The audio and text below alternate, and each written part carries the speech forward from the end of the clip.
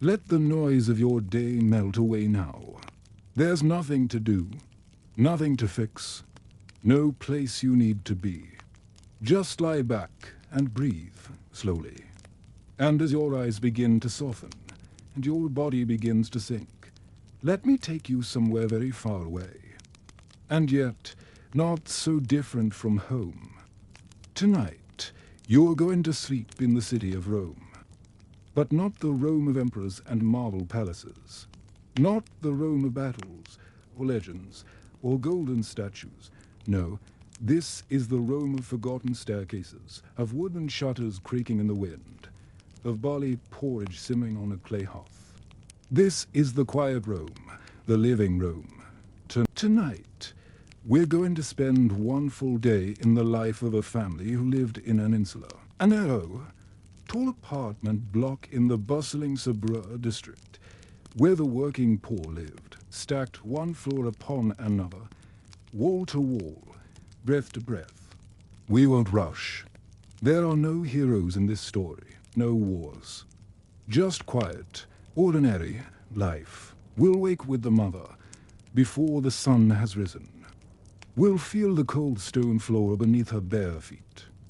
Hear the children stirring in their sleep. Smell the smoke of a new fire as it curls through the rafters. And from there, we'll follow them through their day. Fetching water, cooking lentils, mending clothes, listening to neighbors hum behind thin walls. We'll descend rickety stairs, walk through alleyways laced with mist, and watch as the shadows of evening gently cover everything in calm. So close your eyes. Let your breath grow long and heavy, and let your imagination drift, because we're going back to a quieter world, to a simpler time, to the slow, beating heart of a sleeping city. This is a day in a Roman insula. The sun rises slowly over the ancient rooftops of Rome, not the grand rooftops of the Palatine Hill, nor the columned porticos of the Forum, but the wooden and tiled eaves of a forgotten neighborhood, where insulae stretch toward the sky. In patchwork fashion, crumbling, patched, leaning ever so slightly under the weight of years and weather. Here, where the shadows of tall, narrow apartment blocks fall across narrow cobbled streets, the day begins not with ceremony, but with quiet motion in the uppermost room of one such insula, some 5 or even 6 stories above the bustling ground. A woman slowly opens her eyes. There is no alarm, no bell, no rooster, and further below still, the early rattle of a handcart, a vendor already setting off with loaves of bread still warm from the communal oven. Only the faint creak of timber, the tickle of a draft through poorly sealed shutters, the aching reminder of sleep on a thin straw mat. With a practiced hand, she takes a handful of dried olive twigs and gently stirs them into the embers, coaxing them to life. The stone floor beneath her feet is cold, even in the Roman springtime. Beside her sleep 2 children, curled into each other like kittens, their breaths soft and even. Soon, a faint bubbling begins to whisper from the pot's edge, the day's first meal already underway. She listens. Beneath her, a neighbor coughs. Across the thin wall, someone groans as they stretch, followed by the slosh of water into a basin. She tears a piece of old bread into the pot to stretch it further. It softens into the porridge as steam begins to cloud the air. The woman rises carefully, pulling a worn woolen wrap around her shoulders. The ceiling slopes where the tile roof meets the sky, and the single window is no more than a hole in the wall, fitted with a scrap of oiled cloth in place of glass. Only practicality and memory, faded with smoke and dust, but never moved. It belonged to her grandmother, and it watches over them still. His sister, only a year or 2 older, rises more slowly, rubbing her eyes. Furniture is sparse. A low table, a stool, a shelf, and a bundle of straw for sleeping. She pads quietly to the hearth, a small clay brazier resting on a cracked stone tile. Its ashes faintly warm from the night before. Smoke curls upward lazily as the fire breathes again. But the barley is ready. Come, eat while it's warm. On a small shelf, a clay pot waits. She fills it with water from a leather flask and adds a scoop of crushed barley and a pinch of salt. The air carries the sense of damp stone, morning fires, fresh bread, and the tang of standing water. Just quiet chewing, the occasional slurp, and the comforting presence of one another. As he makes his way down, he passes neighbors on their way up, a woman balancing a basket of laundry, a man carrying a sack of flour, a child still half asleep. It is a smell uniquely Roman, living and ancient at once. The fountain is not far, the public.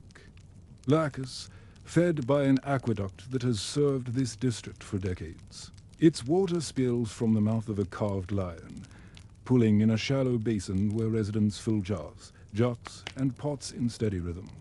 Outside, the city is stirring. Cool water gurgles in. He hoists it to his hip and begins the long climb back, step by careful step, his bare feet pressing into smooth stone worn by 1,000 other feet. The boy volunteers this morning, eager to get out into the air. He is given a small umbrella, the clay cool to the touch. Life here is always on the edge of movement. Landlords may raise the rent. Neighbors may leave. Buildings may crumble without warning. Everything must be ready to move if needed. The apartment sits at the intersection of several streets, each winding in different directions like rivers in a delta.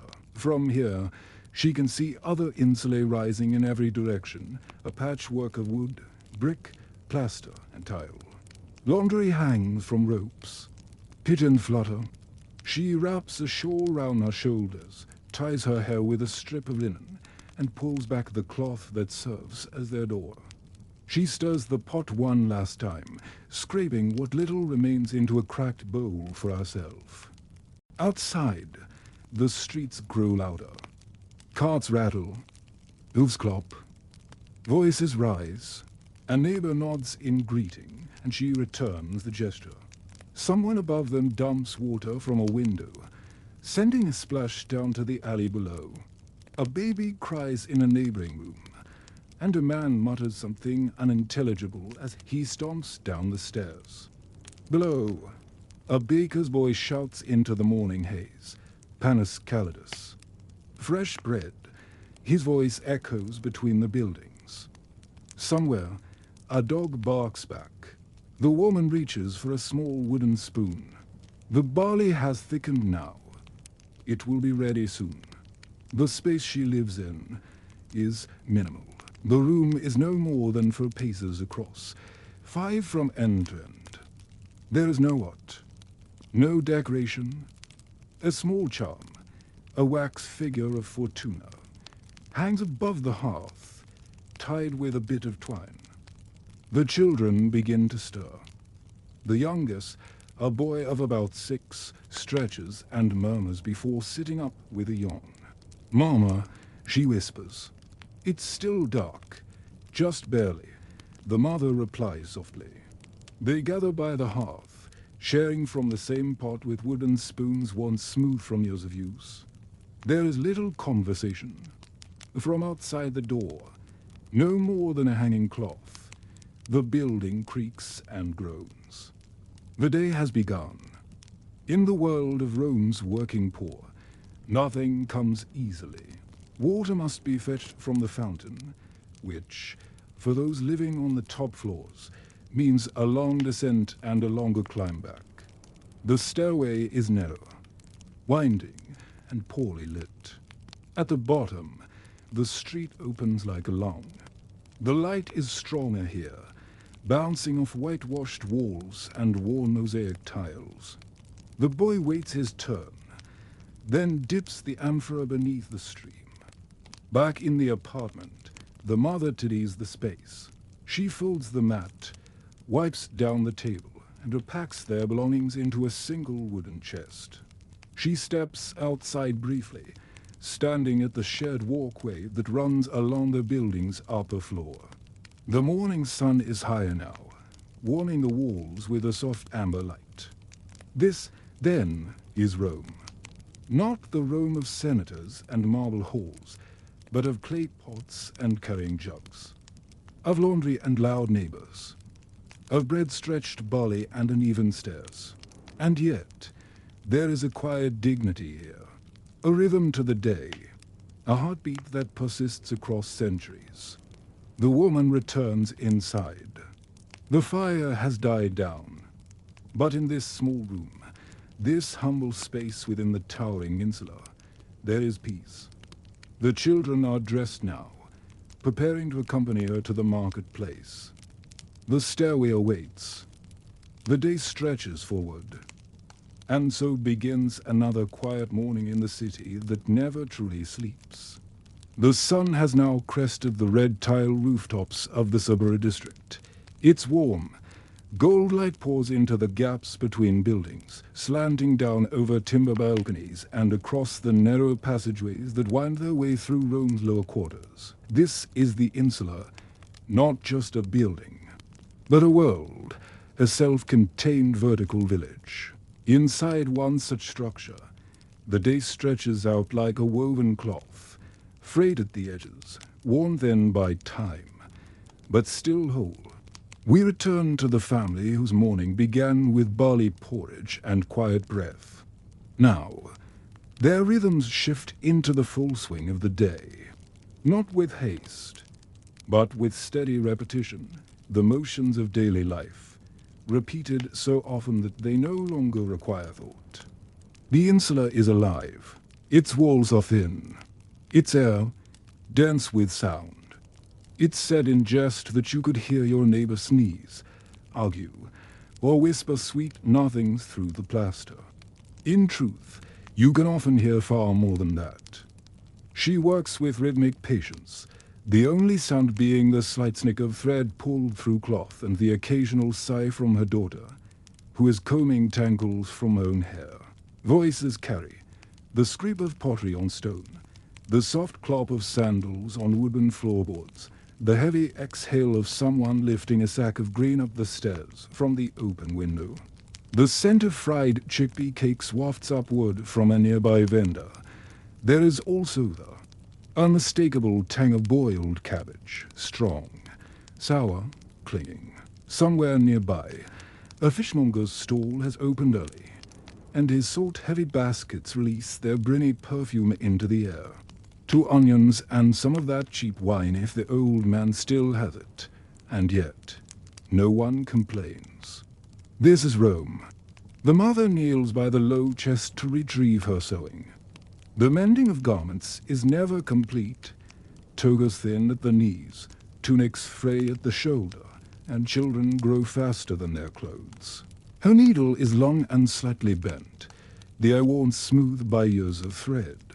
The mouse, fat and likely bloated from the garbage pit, skitters between stones, disappearing into a crack. Children roam freely, their mischief expected, even cherished.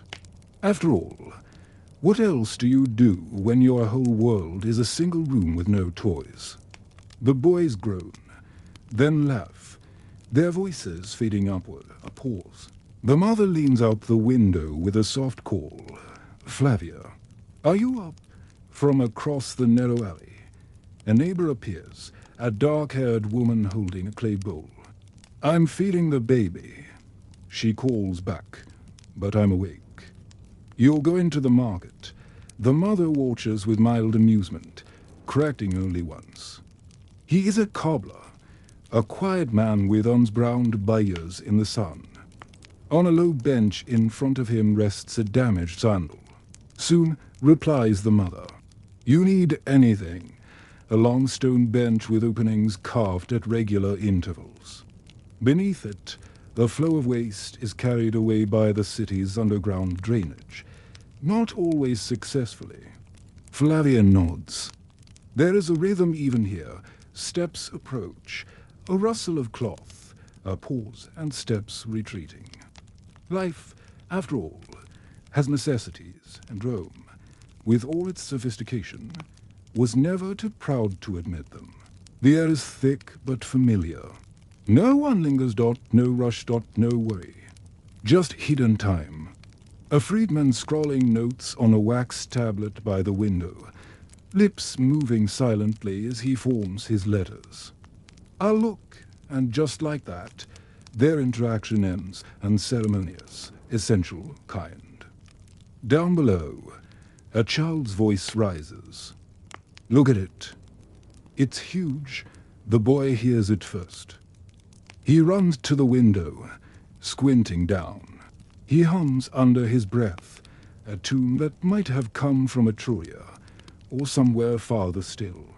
As he works, others pass, a woman balancing laundry on her hip, an old man muttering to himself, a slave girl clutching a wine jug. Two boys, barefoot and dust-smeared, chase a mouse through a crooked corridor. They are not unwelcome. Back inside, the daughter has taken over the hearth. The sun is higher now, and the city hums, a low, continuous vibration of sandals, cots, goats, vendors, and gossip. They pass a neighbor carrying hot coals in a bronze pan, careful not to spill. Another grips a roll of parchment, arguing with someone unseen. She practices making flatbread, kneading flour with a few drops of oil and water, shaping it with fingers that are still learning the gentle strength needed for dough. Human, too thick, she murmurs. It won't cook through. The girl presses it thinner, cheeks flushed with pride. She places it carefully on the flat terracotta pan and waits. Elsewhere in the Insula, a man is sharpening his tools. He sits on a stoop to floors down, the communal stairwell wide, enough to allow a few makeshift workshops to occupy its edges. With slow, practiced movements, he threads a new leather strap through the worn sole, then sands the edges smooth with a pumice stone. It is a peaceful task. The cobbler nods to each. Words are not needed. The shared latrina is visited often in the morning. Located in the corner of the building's ground level, it is a simple, functional space. Visitors bring their own sponges, tied to sticks, soaked in vinegar between uses. And yet, for all its roughness, the space carries its own dignity. As mid-morning approaches, the Insula becomes a cascade of overlapping lives. A mother nursing, a boy hauling water, a teenage girl scrubbing wine stains from a tunic, an old woman sorting dried herbs into jars. Through the walls come muffled snatches of conversation. She overcharged me again. Tell the landlord the plaster's falling. My cousin saw a man drop dead in the forum yesterday. We're out of lamp oil. It is not noise, not really. It is texture, the audible thread of a neighborhood alive. Near noon, a bell rings from several blocks away. Not a temple bell, but a merchant's, calling attention to his rival. Olives, he says. And figs. The kind with the honey glaze, the mother smiles. We'll go see. They make their way down the Insula. The stairs groan beneath their steps, plaster flakes from the walls. Sunlight slices through cracks in the stone. By the time they reach the street, the world feels wider.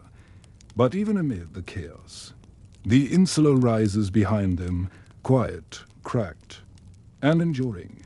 Daily rhythm, daily life. It is not glamorous. It is not triumphant. But it is.